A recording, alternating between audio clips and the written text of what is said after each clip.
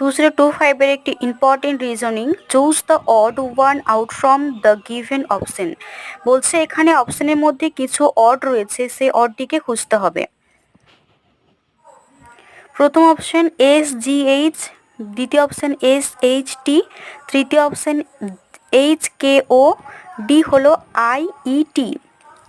তো এগুলির অপশনগুলোর মধ্যে আমরা যদি এর অবস্থান দেখি তাহলে S হলো 19 নম্বর, G হলো 7 এবং H হলো 8। বি নম্বর অপশানে S হলো 19, H হলো 8, T হলো 20।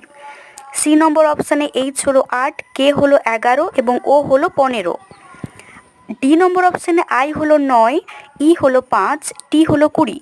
তো প্রত্যেকটা অপশানকে যদি আমরা যোগ করি টোটাল হচ্ছে প্রত্যেকটা 34 আসছে। যেহেতু অপশান বিতে 47 আসছে, তাই আমাদের অ্যান্সার হবে বি, অর্থাৎ অপশান বি অড।